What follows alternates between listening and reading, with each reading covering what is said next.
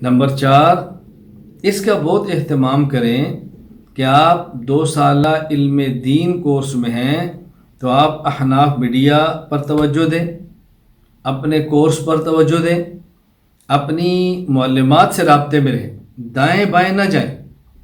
اس لیے کہ مثال کے طور پہ بھی عید الاضحیٰ آ رہی ہے، عید الاضحیٰ کے موقع پر مسائل ہیں۔ اب ظاہر ہے اختلافات بھی ہوتے ہیں، کچھ علماء غلط عقیدے کے ہیں، ہمارے عقیدے کے نہیں ہیں، وہ ہمارے عقیدے کے خلاف بات بتائیں گے، ہمارے مسئلے کے خلاف بتائیں گے، تو پھر لوگ الجھن کا شکار ہوتے ہیں کہ ہم کدھر جائیں۔ تو آپ ادھر ادھر جانے کی بجائے ایک جگہ پہ رہیں۔ اور میں اکثر اپنے سے منسلک حضرات اور خواتین کو عرض کرتا ہوں، آپ بتائیں کوئی ایسا موقع آتا ہے جس کے مطابق آپ کو جس کے وقت ہدایات نہ ملیں؟ کیا جی نہیں؟ کوئی ایسا عنوان آتا ہے جس پر آپ کے پاس چیزیں وقت کے مطابق نہ پہنچے؟ کہا جی نہیں۔ تو میں نے کہا پھر آپ دائیں بائیں کیوں جاتے ہیں؟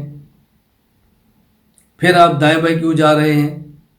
ابھی عید الاضحیٰ آ رہی ہے، قربانی میں جانور کیسا ہو، قربانی کی جانور کی عمر کیا ہو، قربانی کے جانوروں میں شرکاء کتنے ہوں، قربانی کتنے دن ہو، قربانی کے جانور کے کون سی چیزیں کھانی حلال ہیں، کون سی جائز نہیں ہیں، ذبح کیسے کرنا ہے، اصال ثواب کی قربانی کیسے ہے، یہ سب چیزیں آپ کو بتا دی ہیں۔ اب اس کے متعلق آپ کو دائیں بائیں جانے کی کیا ضرورت پڑی ہے؟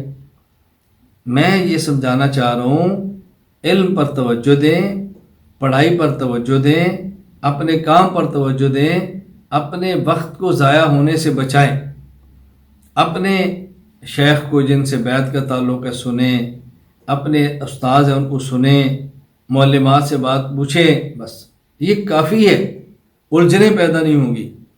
اس کا بہت زیادہ خیال فرمائیں۔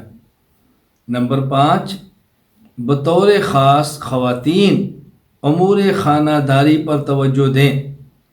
کوشش کریں کہ باہر کے کھانوں کی بجائے گھر کا کھانا کھائیں۔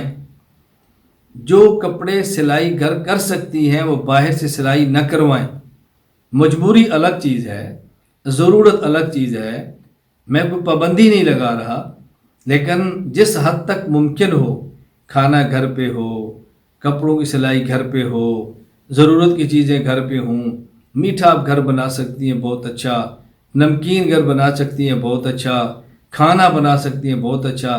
اپنے گھر کو بہترین سا ماحول دیں، وقت اپنا گھر گزاریں، والدین کی خدمت میں گزاریں، بھائیوں بہنوں کے ساتھ گزاریں، شادی شدہ ہے تو شوہر کے ساتھ گزاریں، بچوں کے ساتھ گزاریں۔ میں کس درد کے ساتھ یہ بات کہوں، خود کو فتنے اور گناہوں سے بچانا چاہتی ہیں، اپنے آپ کو گھر کی 4 دیواری میں محدود کر لیں، فتنوں سے بچ جائیں گی، فتنوں سے بچ جائیں گی، ایمان بچے گا، عزت بچے گی، دولت بچے گی، یہ سب چیزیں محفوظ ہو جائیں گی۔ اللہ تعالیٰ ایمان کی حفاظت فرمائے، اللہ آپ کی عزت کی حفاظت فرمائے، اللہ آپ کے مال کی حفاظت فرمائے، اللہ سب چیزوں میں برکت عطا فرمائے۔